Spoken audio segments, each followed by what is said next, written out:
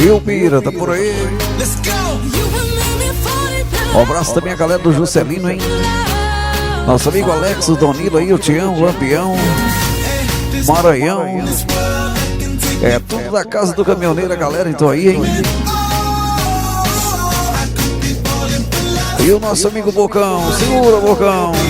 O Vida Louca aí, seu 103 frontal, hein?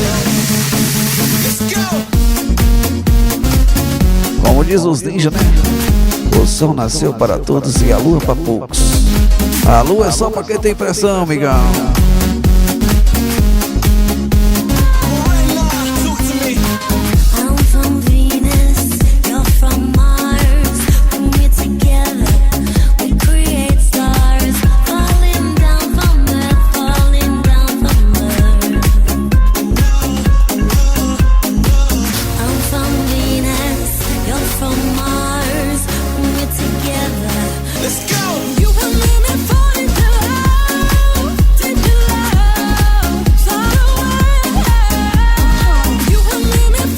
É o nosso amigo Vida Louca, então aí.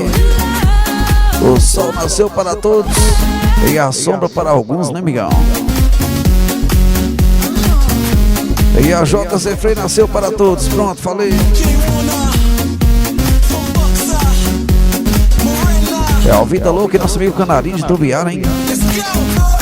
Aí é a truta do DJ, hein, primo? Como diz o Canarinho ali. E aí, primo?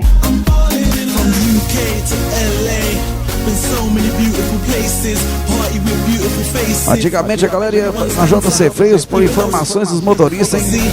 Agora só escutando o CBzão já tá lá em cima, amigão. Casa do caminhoneiro, saída para Anápolis, então.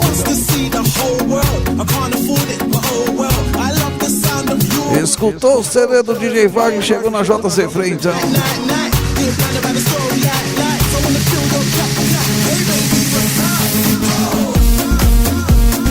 Agora todo mundo aparece ali, hein? Ô Zé Carlos, tira uma cópia pra mim.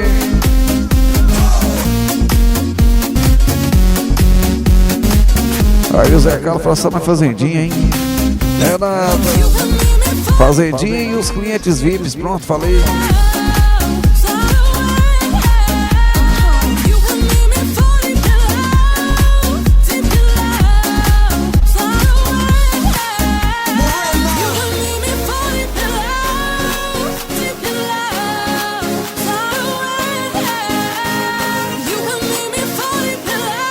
Um abraço também ao Gil da Plasturba aí, falou Gil da Plasturba.